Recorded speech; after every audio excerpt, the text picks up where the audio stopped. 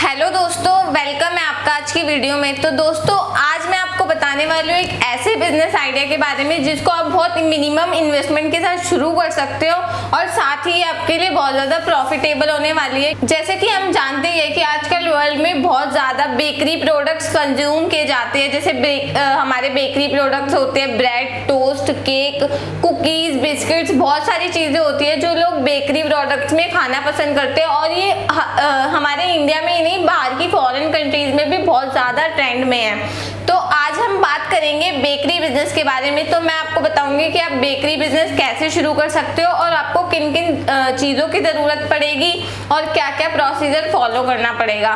तो सबसे पहले हम बात करेंगे रॉ मटेरियल्स की। तो बेसिकली रॉ मटेरियल्स में जो हमारे सामान बनता है जैसे कि ब्रेड, टोस्ट वगैरह, तो मैं आपको एक एग्जाम्पल के तौर पे बता देती हूँ ब्रेड के, कि अगर आप ब्रेड बनाते हो तो आपको क्या क्या रॉ मटेरियल्स की ज़रूरत पड़ेगी। तो सबसे पहले अगर आप ब्रेड बनाते हो तो आपको आटा या मैदा, चीनी, मिल्क पाउडर, दूध हो गया, घी हो गया, बटर हो गया, ऐसे ये सारे जो भी हमारे मेनली घर में भी मिल जाते हैं ये प्रोडक्ट्स।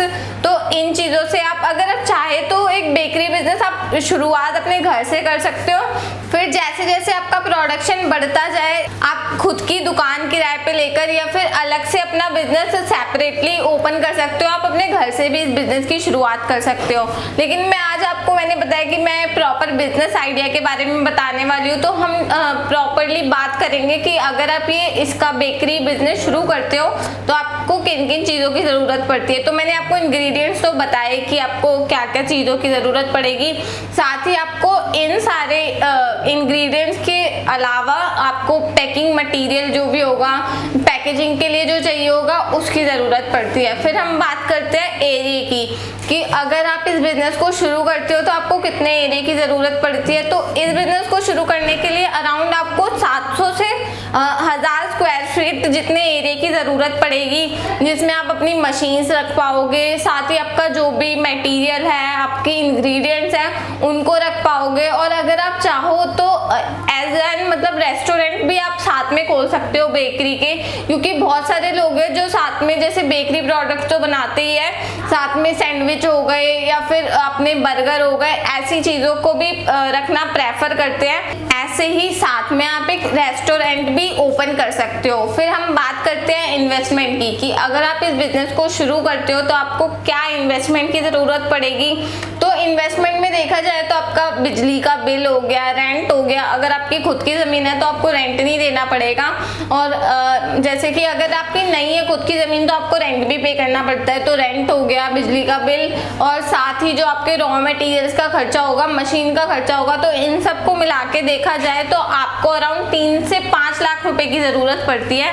इसमें आप वर्किंग कैपिटल भी इंक्लूड कर सकते हो। जब आप एक बिजनेस शुरू करते हो तो मैं आपको प्रेफर करूंगी कि आप ऐसा मतलब स्टेप ले कि आपको कम से कम, जहाँ पे जितना कम हो सके उतना इन्वेस्ट कर पाए। आप कम से शुरुआत करेंगे तो आप धीरे धीरे अपने प्रोडक्शन को बढ़ा सकते हैं। तो मैंने आपको इन्वेस्टमेंट के बारे में बताया। फिर हम बात करते हैं मशीन्स की, कि अगर आप इस बिजनेस को शुरू करते हो तो आपको क्या क्या मशीन रिक्वायर्ड होती है।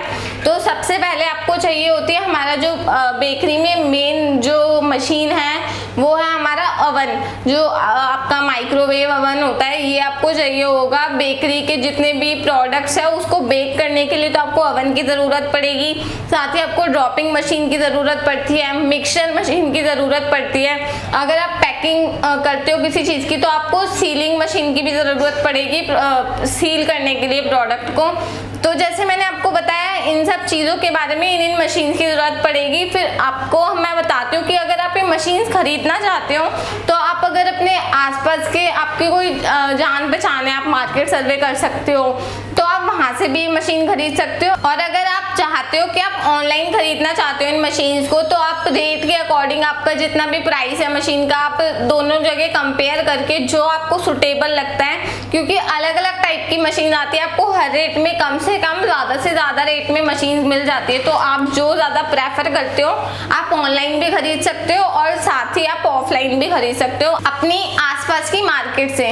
फिर हम बात करेंगे कि अगर आप ये बिजनेस शुरू करते हो तो उसके लिए आपको मार्केटिंग की भी बहुत ज़रूरत पड़ती है, क्योंकि हमें पता है कि बिना मार्केटिंग के आप अपने प्रोडक्ट्स को प्रमोट नहीं कर सकते और आपका बिजनेस चल नहीं सकता है। तो इस बिजनेस को शुरू करने के लिए जब आप मार्केटिंग करते हो तो आप सोशल मीडिया यानी कि डिजिटल मार्केटिंग कर सकते हो, ऑनलाइन मार्केटिंग हो गई, ऑफलाइन मार्केटिंग हो गई। अपने अगर आप बेचना चाहते हो अपने प्रोडक्ट्स को, तो आप सोच रहे कि कहाँ बेचे, तो आप अपने आसपास की दुकानों से कांटेक्ट कर सकते हो, होलसेल पे कांटेक्ट कर सकते हो। और ऑनलाइन तो आजकल बहुत चीज़ें अवेलेबल है जिससे आप इजीली अपने प्रोडक्ट को बेच सकते हो। फिर हम बात करेंगे डॉक्यूमेंट्स की कि अगर आप ये बिजनेस शुरू करते हो तो आपको क्या क्या डॉक्यूमेंटेशन की ज़रूरत पड़ती है। अगर आप ये बिजनेस शुरू करते हो तो डॉक्यूमेंट्स में आपको सबसे पहले जीएसटी रजिस्ट्रेशन करवाना पड़ेगा, जिसके लिए आपको जीएसटी नंबर की ज़रूरत पड़ती है, तो आपको उसके लिए अप्लाई करना पड़ेगा। आपको ट्रेड लाइसेंस चाहिए होगा, अपने खुद के नाम से आप अपने ब्रांड नेम से अपनी कंपनी ओपन करते हो। साथ ही आपको ये फूड रिलेटेड बिजनेस है तो आपको FSSAI से भी अप्रूवल की ज़रूरत पड़ेगी। साथ ही आपको MSME उद्योग आधार की ज़रूरत पड़ती है। तो ये डॉक्यूमेंट्स के थ्रू आप अपने बिजनेस को शुरू कर सकते हो। फिर हम बात करते हैं प्रॉफिट की कि अगर आप ये बिजनेस आप शुरू करते हो तो आपको प्रॉफिट कितना होता है। तो ये डिपेंड करता है आपका सेलिंग पे कि आप कितना सेल आउट कर रहे हो। जितना ज़्यादा सेल होगा आपका और जितनी अच्छी मार्केटिंग होगी आपका जितना जो भी आपका प्रॉफिट मार्जिन होगा उतना ज़्यादा बढ़ता जाएगा।